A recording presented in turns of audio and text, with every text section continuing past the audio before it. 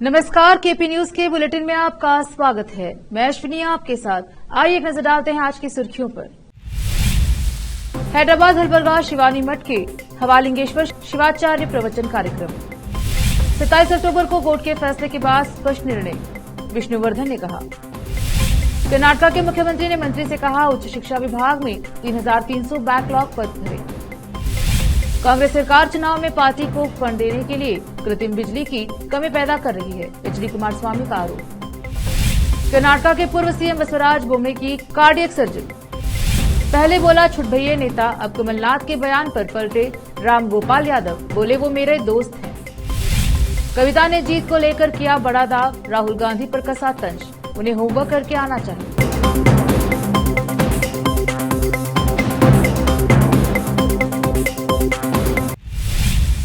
समाचारों का सिलसिला शुरू करते हुए समाचार विस्तार से। हैदराबाद हलबरगा शिवानी मठ के प्रीफेक्ट हवालिंगेश्वर शिवाचार्य ने कहा, जो लोग दिल के शुद्ध हैं उन्हें भगवान का आशीर्वाद मिलेगा। उन्होंने नवरात्रि के अवसर पर भालकी तालुके के खटका चिंचोली में आयोजित एक प्रवचन कार्यक्रम में बात की। शुद्ध होने के लिए मनुष्य का रहस्य उद्घाटन पर्याप्त नहीं है। उन्होंने कहा कि आंतरिक सफाई भी बहुत जरूरी है। उन्होंने कहा कि बसवादी शरण ने अपने छंदों में आंतरिक पवित्रता के महत्व को समझाया है।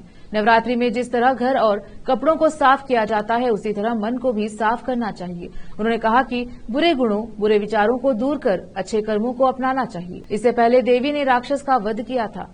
दुष्चरित्र तो राक्षस हैं, इसीलिए हमें दुर्गुणों से छुटकारा पाना होगा। उन्होंने कहा कि जो मनुष्य असत्य, छल, कपट और लूटपाट जैसे दुर्गुणों को त्याग देगा, वह महान देवता बन जाएगा। यदि हम विश्वास करें तो निश्चय ही परमेश्वर हमारी प्रतीक्षा करेगा। प्रतिदिन भगवान की पूजा और ध्यान करना चाहिए। मनुष्य को अच्छे कार्यों में लगना चाहिए। उन्होंने कहा कि उन्हें समाज के लिए कुछ योगदान देना चाहिए। रेवंत सिद्धप्पा शास्त्री, बसवलिंग भगवान और अन्य लोग उपस्थित थे। विशेष संवाददाता की रिपोर्ट। इस महीने की 27 तारीख को हम सीएम इब्राहिम को पार्टी की राज्य इकाई के अध्यक्ष पद से हटाने के लिए अदालत में गए हैं और उस दिन अदालत के फैसले के बाद एक स्पष्ट निर्णय लिया जाएगा। राज्य युवा महासचिव विष्णुवर्धन वालादोड्डी ने कहा, रविवार को शहर के जिला प्रेस हाउस में एक संवाददाता सम्मेलन को संबोधित करते हुए उन्होंने कहा, हम हमेशा एक सांप्रदायिक पार्टी भाजपा के साथ गठबंधन के विरोध में हैं और हमेशा रहेंगे। उस पर कोई समझौता नहीं हो सकता। उन्होंने साफ किया कि बीजेपी के संविधान विरोधी रवैये के खिलाफ हमारा संघर्ष जारी रहेगा।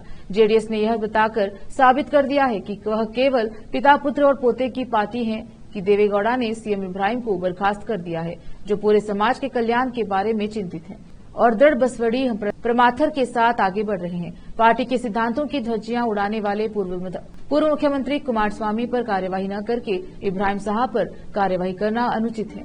इस महीने की 27 तारीख को कोर्ट साफ संदेश देगा कि जेडीएस पार्टी के असली नेता कौन है और किसे निकाला जा सकता है। अगर फैसला हमारे खिलाफ आता है तो हम निश्चित रूप से पार्टी छोड़ देंगे। अगर फैसला हमारे पक्ष में आता है तो हमें विश्वास है कि हमारे नेता सीएम इब्राहिम, शरद पवार, ममता बनर्जी और कई वरिष्ठ राष्ट्रीय नेताओं से संपर्क करके एक मजबूत निर्णय लेंगे। अन्य दल राज्य के लोगों को यह बताने के अलावा कि असली जेडीएस क्या है। विशेष संवाददाता की रिपोर्ट। अब देखते हैं समाचार राज्य के। उच्च शिक्षा मंत्री एमसी सुधाकर ने कहा कि मुख्यमंत्री सिद्धरामैया ने शिक्षा विभाग में 3321 बैकलॉग पदों और सभी रिक्तियों को भरने के निर्देश जारी किए हैं। खासकर कल्याण कर्नाटक क्षेत्र में मुख्यमंत्री द्वारा उच्च शिक्षा विभाग की समीक्षा बैठक की अध्यक्षता करने के बाद सुधाकर ने कहा कि सिद्धरामैया चाहते हैं कि शिक्षा की गुणवत्ता बनाए रखने के लिए पद भरे जाएं। उच्च शिक्षा विभाग में 16,455 शिक्षण पदों में से 699 रिक्त पद हैं। 19,682 गैर शिक्षण पदों में से 13,558 पद अभी भी भरे जाने बाकी हैं। इन पदों को धीरे धीरे भरने के लिए वित्त विभाग को प्रस्ताव भेजा गया है। बैठक में कई मुद्दों पर चर्चा हुई, जिसमें छात्रों पर बोझ को कम करने के लिए भी सभी विश्वविद्यालयों के लिए एक समान कैलेंडर तैयार करना शामिल है, जिन्हें विभिन्न प्रवेश परीक्षाओं का सामना करना पड़ता है और कॉलेजों के प्रति अपनी प्रतिबद्धता को पूरा करना भी शामिल है। मैसूर में महारानी ऑटर्स कॉलेज में 1000 छात्राओं के लिए रुपए की अनुमानित लागत से एक छात्रावास बनाया जाएगा। 99 करोड़ उन्होंने कहा। सीएम ने वित्त विभाग को अगले साल के बजट में अतिरिक्त अनुदान देने का निर्देश दिया है। सीएम ने राज्य के 16 सरकारी इंजीनियरिंग कॉलेजों में बुनियादी ढांचे में सुधार का सुझाव दिया है। उन्होंने विभाग में शिक्षकों और अन्य अधिकारियों की भर्ती में पारदर्शिता में सुधार के लिए उपाय करने की आवश्यकता पर जोर दिया। जेडीएस के प्रदेश अध्यक्ष एचडी कुमारस्वामी ने कर्नाटक में सत्तारूढ़ कांग्रेस सरकार पर पार्टी आलाकमान का खजाना भरने के लिए बिजली की कृत्रिम कमी पैदा करने का आरोप लगाया। यद्यपि विभिन्न स्रोतों से बिजली उत्पादन के पर्याप्त अवसर हैं, कर्नाटक में निजी कंपनियों से बिजली खरीदने के लिए कृत्रिम कमी पैदा की गई है। पूर्व मुख्यमंत्री ने आरोप लगाया कि राज्य सरकार आगामी 5 राज्यों और लोकसभा चुनाव में कांग्रेस को फंड देने के लिए निजी कंपनियों से बिजली खरीदकर कमीशन इकट्ठा करने की कोशिश कर रही है। उन्होंने कहा कि कर्नाटक में 9,957 मेगावाट बिजली पैदा करने की क्षमता है। हालांकि सरकार बिजली की कृत्रिम कमी पैदा कर रही है, जिसके परिणाम स्वरूप तबाही हो रही है। यह सब कमीशन वसूलने के लिए किया जाता है। ऊर्जा मंत्री केजे जॉर्ज को शायद इसकी जरूरत नहीं है, क्योंकि उनके पास पैसे की कमी नहीं है। कांग्रेस आलाकमान उन पर कमीशन वसूलने का दबाव बना रहा होगा।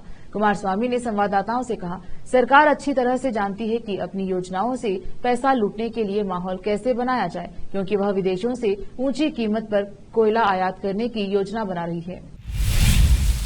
पूर्व मुख्यमंत्री बसवराज बोम्मई की हाल ही में बेंगलुरु के एक निजी अस्पताल में coronary artery bypass grafting CABG surgery हुई। अस्पताल के अधिकारियों ने शनिवार 21 अक्टूबर को मीडिया को सूचित किया कि शिगांव विधायक सर्जरी से ठीक हो रहे हैं। प्रेस विज्ञप्ति के अनुसार बोम्मई की कुछ प्रारंभिक जांच की गई, जिससे उनके दिल में कई रुकावटों का संदेह हुआ, जिसके बाद 15 अक्टूबर को एक व्यापक मूल्यांकन किया गया।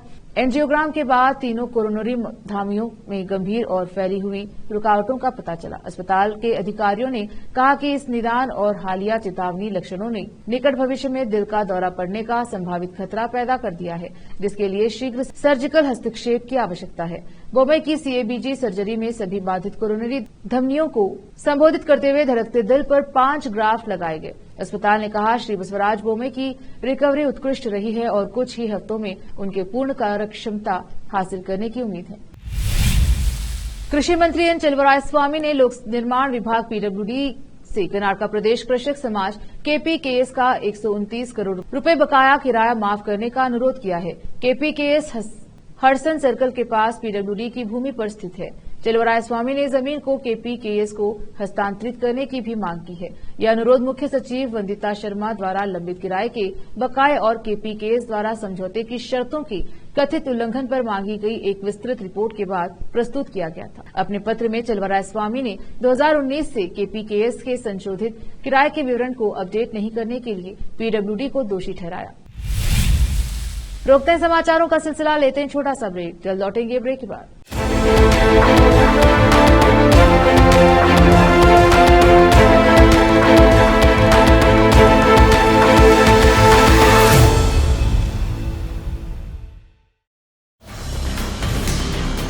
हिंदुस्तान के हर कोने में हम हैं मौजूद। 24 घंटे हालात पर गहरी नजर, खबरों से जुड़े चुपते सवालात, और आपको दिखाता है धार्मिक, सामाजिक, राजनीतिक, लोकल और इंटरनेशनल न्यूज की सबसे बेहतर कवरेज, जो आपको रखती है हर पल बाखबर। देश और दुनिया भर की खबर के लिए देखते रहें KP News 24/7।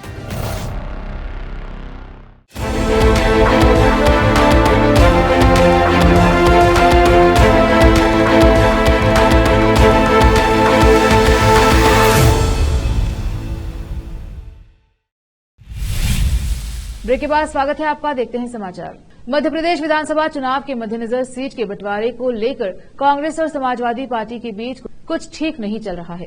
अखिलेश यादव ने इस बाबत कांग्रेस पर निशाना साधा था। इसी मामले पर MP के पूर्व मुख्यमंत्री कमलनाथ ने कहा कि टिकट को लेकर करीब 4000 लोगों ने आवेदन किया था। हर उम्मीदवार को लगता है कि वह चुनाव जीतेगा। सीट बंटवारे और टिकट देने का फैसला चर्चा करने के बाद लिया गया। वहीं कमलनाथ के बयान पर समाजवादी पार्टी के सांसद रामगोपाल यादव ने कहा कि कमलनाथ मेरे दोस्त हैं, मैं उनसे कुछ नहीं कहूंगा। जबकि रामगोपाल यादव ने बीते कल जब पत्रकारों से रामगोपाल यादव के इस बाबत सवाल किया तो उन्होंने कमलनाथ का नाम लिए बगैर उन पर तीखा तंज कसा। पत्रकारों से बात करते हुए रामगोपाल यादव ने कांग्रेस और कमलनाथ का नाम लिए बगैर कहा, रहने दो यार, हमें इस पर कुछ नहीं कहना, छुटभैया नेता हैं ये, इसके अलावा मैं कोई कमेंट नहीं करूंगा। अखिलेश पहले ही इस पर कमेंट कर चुके हैं, मैं रिपीट नहीं करूंगा। बता दें कि मध्य प्रदेश में सीट बंटवारे को लेकर अखिलेश यादव ने कहा था कि हमसे सारी जानकारी लेने के बाद भी कांग्रेस ने उन्हें मध्य प्रदेश में सीट नहीं दी। अखिलेश यादव ने यहां तक कह डाला कि अब लोकसभा चुनाव के दौरान सीट बंटवारे और गठबंधन पर वह विचार करेंगे। उन्होंने कहा कांग्रेस ने उनके साथ जैसा व्यवहार किया है वो भी उनके साथ वैसा ही व्यवहार करेंगे। लोकसभा चुनाव में उत्तर प्रदेश में कैसे गठबंधन होगा हम देखेंगे। बीआरएस नेता के कविता ने कहा कि उनकी पार्टी ने तेलंगाना में 30 नवंबर को होने वाले विधानसभा चुनाव में 95 से 100 सीट जीतने का लक्ष्य रखा है। पीटीआई भाषा के साथ एक विशेष साक्षात्कार में उन्होंने यह भी कहा कि केंद्र सरकार के सर्वेक्षण के अनुसार तेलंगाना देश का सबसे कम भ्रष्ट राज्य है। कविता ने कांग्रेस नेता राहुल गांधी की इस टिप्पणी का खंडन किया कि बीआरएस भाजपा की बी टीम है। उन्होंने जानना चाहा कि राहुल की मां सोनिया गांधी सहित देश की सबसे पुरानी पार्टी के कई नेताओं पर प्रवर्तन निदेशालय द्वारा दर्ज मामलों पर भाजपा अचानक चुप क्यों हो गई। उन्होंने कहा सत्ता में वापसी को लेकर मैं पूरी तरह से आश्वस्त हूं, 100% आश्वस्त हूं, क्योंकि तेलंगाना के लोग हमेशा हमारे साथ हैं और हम हमेशा उनके साथ हैं। हमने व्यवहारिक रूप से कई ऐसे काम किए हैं जिनके बारे में इस देश के किसी भी राज्य ने कभी अपने सपने में भी नहीं सोचा था। उन्होंने कहा हमारा लक्ष्य 95 से 100 के बीच सीट लाना है। हम निश्चित रूप से उस संख्या के बहुत करीब पहुंचेंगे। हम सत्ता में वापस आ रहे हैं। राहुल गांधी द्वारा मुख्यमंत्री के चंद्रशेखर राव की सरकार पर लगाए गए भ्रष्टाचार के आरोपों पर कविता ने कहा कि गांधी परिवार को किसी भी राज्य में प्रचार के लिए आने से पहले वास्तव में अपना होमवर्क करना चाहिए। उन्होंने आरोपों से इनकार करते हुए कहा दुर्भाग्य से राहुल गांधी जी नेता नहीं हैं। उन्हें जो भी स्क्रिप्ट सौंपी जाती है वह उसे पढ़ लेते हैं। केंद्र सरकार के सर्वेक्षण के अनुसार राज्य आधिकारिक तौर पर पूरे देश में सबसे कम भ्रष्ट राज्य है। आरएसएस प्रमुख मोहन भागवत कल रागपुर में छत्रपति शिवाजी महाराज के राज्याभिषेक के 350 वर्ष होने के तत्वधान के दौरान एक स्कूल के विद्यार्थी, उनके परिजनों और नागरिकों को संबोधित करते हुए कह रहे थे। इस दौरान भागवत ने कहा कि इस देश में सभी पंथ संप्रदाय का आधार करने वाला धर्म हिंदू है। यह हिंदुओं का देश है। हिंदू उसे ही कहते हैं जो सबको संभाले। सिर्फ हिंदुस्तान ही यह करता है, बाकी सब जगह लड़ाई हो रही है। आप अखबार पढ़ते होंगे, यूक्रेन की लड़ाई, हमास और इजराइल के युद्ध की बातें आपने सुनी होगी। हमारे देश में इस बात को लेकर कभी लड़ाई नहीं हुई। हमने कभी ऐसी लड़ाई नहीं लड़ी। ऐसे मुद्दों पर हम किसी से झगड़ा नहीं करते, इसलिए हम हिंदू हैं।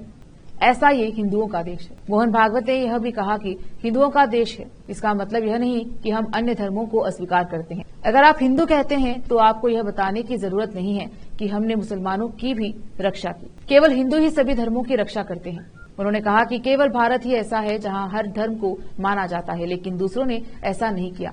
भागवत ने आगे कहा कि यूक्रेन रूस का युद्ध, फिर हमास इसराइल की लड़ाई देख ले। शिवाजी महाराज के समय भी इस तरह के आक्रमण हुए, लेकिन हम कभी नहीं लड़े। इस मुद्दे पर किसी से भी लड़ाई नहीं हुई, इसलिए हम हिंदू हैं। भारतीय जनता पार्टी ने बीती रात मध्य प्रदेश में अपने बाकी बचे हुए प्रत्याशियों की लिस्ट को जारी किया। इस लिस्ट के जारी होने के बाद कई जगह विवाद और बवाल देखने को मिला है। दरअसल कई नेताओं के भाजपा ने टिकट काट दिए हैं। ग्वालियर में पूर्व मंत्री माया सिंह को भाजपा से टिकट दिया गया, जिसका विरोध भाजपा और ज्योतिरादित्य सिंधिया के समर्थक कर रहे हैं। दरअसल पार्टी ने मुन्नालाल गोयल के टिकट को काट दिया है, जिससे सिंधिया समर्थक नाराज चल रहे हैं। उम्मीदवारों की लिस्ट जारी होने के साथ ही सिंधिया समर्थकों ने जयविलास पैलेस का घेराव कर दिया और खूब विरोध प्रदर्शन किया। नाराज समर्थकों के मनाने के लिए खुद ज्योतिरादित्य सिंधिया मौके पर पहुंचे और कार्यकर्ताओं को मनाने का प्रयास जारी है। बता दें कि ग्वालियर क्षेत्र से पूर्व विधायक मुन्नालाल गोयल भाजपा के प्रबल दावेदार थे। साल 2018 में उन्होंने कांग्रेस की टिकट पर चुनाव लड़ा था। इस दौरान उन्होंने जीत दर्ज की, लेकिन जब ज्योतिरादित्य सिंधिया ने कमलनाथ का विरोध किया और सरकार गिराई, तब कांग्रेस सरकार गिराने वालों में मुन्नालाल गोयल ने अहम भूमिका निभाई। साल 2020 में हुए उपचुनाव में गोयल ग्वालियर क्षेत्र से ही फिर चुनाव लड़े। इस दौरान उन्हें कांग्रेस के सतीश सिकरवार से हार का सामना करना पड़ा। महाराष्ट्र के डिप्टी सीएम देवेंद्र फडणवीस की पत्नी अमृता फडणवीस आज नागपुर के गरबा मंडप पहुंची। यहां पहुंचने से पहले अमृता ने दुर्गा पंडाल में पहुंचकर मां दुर्गा की पूजा की और फिर गरबा कर रहे लोगों के साथ डांस किया। इससे पहले महाराष्ट्र के अमरावती से सांसद नवनीत राणा ने भी गरबा डांस किया था। उन्होंने जनता को गरबा मंडपों की बधाई दी। इसके अलावा उन्होंने लोगों के साथ जमकर उनके गरबा डांस का वीडियो भी सामने आया। अमरावती से सांसद नवनीत राणा अक्सर अपने बयानों की वजह से भी चर्चे में रहती हैं। उनके पति रवि राणा विधायक हैं। सितंबर में रवि राणा पर हमले की भी कोशिश की गई थी। रवि राणा ने तब ये आरोप लगाया था कि ये हमला ठाकुर गुट से ही किया गया है। उन्होंने बताया कि वह दही हांडी कार्यक्रम खत्म होने के बाद छत्रपति शिवाजी महाराज की प्रतिमा का निरीक्षण करने पहुंचे थे। इसी दौरान एक शख्स ने उन पर हमला करने की कोशिश की। इस मामले में अंजनगांव सुरजी पुलिस ने हमलावर शख्स को हिरासत में लिया। वक्त एक और छोटे से ब्रेक का, जल्द लौटेंगे ब्रेक के बाद।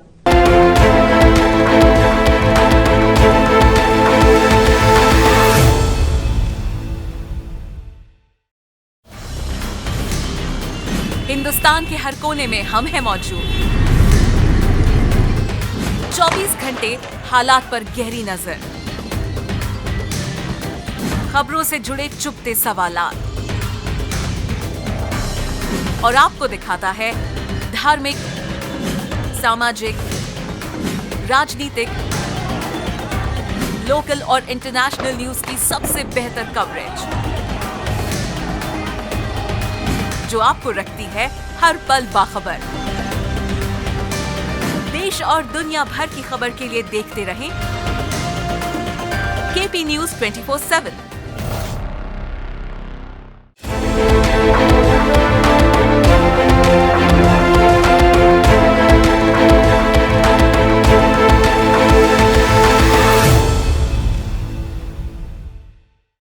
ब्रेक के बाद स्वागत है आपका। देखते हैं समाचार।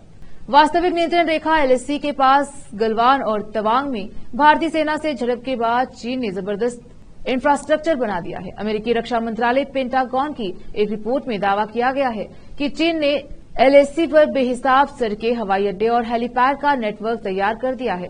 एलएसी के पास चीन यह विकास चीन के बुनियादी ढांचे को बढ़ावा देने का संकेत दे रहा है। पेंटागन की रिपोर्ट रेखांकित करती है कि भारत और चीन के बीच बातचीत में अब तक न्यूनतम प्रगति हुई, क्योंकि दोनों पक्षों ने सीमा पर कथित लाभ खोने का विरोध किया। पेंटागन की एक रिपोर्ट में कहा गया है कि भारत के साथ सीमा तनाव के बीच चीन ने 2022 में वास्तविक नियंत्रण रेखा एलएसी पर अपनी सैन्य उपस्थिति और बुनियादी ढांचे का निर्माण बढ़ा दिया।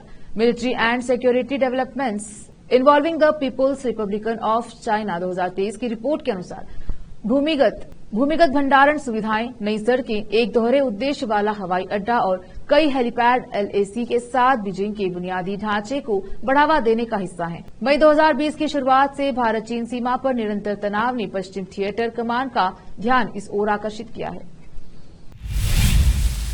इजरायल हमास युद्ध को लेकर सऊदी अरब के पूर्व खुफिया प्रमुख व प्रिंस ने दोनों ही पक्षों को जिम्मेदार ठहराया है। उन्होंने गाजा में चल रहे युद्ध को लेकर कहा कि इस संघर्ष में कोई नायक नहीं है, केवल पीड़ित है। अमेरिकी विश्वविद्यालय में तुर्की अल फैसल के भाषण में इस दौरान भारत का भी उल्लेख किया गया। सऊदी के 78 वर्षीय प्रिंस ने इस दौरान भारत की तारीफ की। उन्होंने भारत के स्वतंत्रता आंदोलन का जिक्र करते हुए सविनय अवज्ञा के माध्यम से कब्जे का विरोध करने को उदाहरण के रूप में प्रस्तुत किया।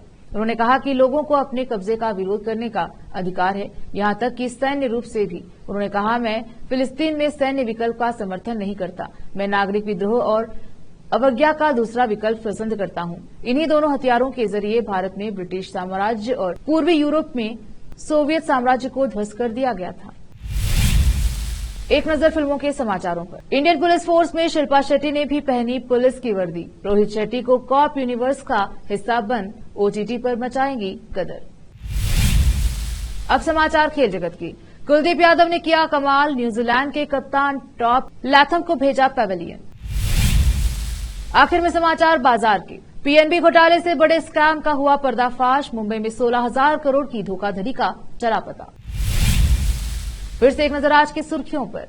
हैदराबाद हलबलगा शिवानी मठ के हवालिंगेश्वर शिवाचार्य प्रवचन कार्यक्रम। 27 अक्टूबर को कोर्ट के फैसले के बाद स्पष्ट निर्णय, विष्णुवर्धन ने कहा। कर्नाटक के मुख्यमंत्री ने मंत्री से कहा, उच्च शिक्षा विभाग में 3,300 बैकलॉग पद भरे। कांग्रेस सरकार चुनाव में पार्टी को फंड देने के लिए कृत्रिम बिजली की कमी पैदा कर रही है, एचडी कुमारस्वामी का आरोप। कर्नाटक के पूर्व सीएम बसवराज बोम्मे की कार्डियक सर्जरी। पहले बोला छुटभैये नेता, अब कमलनाथ के बयान पर पलटे राम गोपाल यादव, बोले वो मेरे दोस्त हैं। कविता ने जीत को लेकर किया बड़ा दाव, राहुल गांधी पर कसा तंज, उन्हें होमवर्क करके आना चाहिए।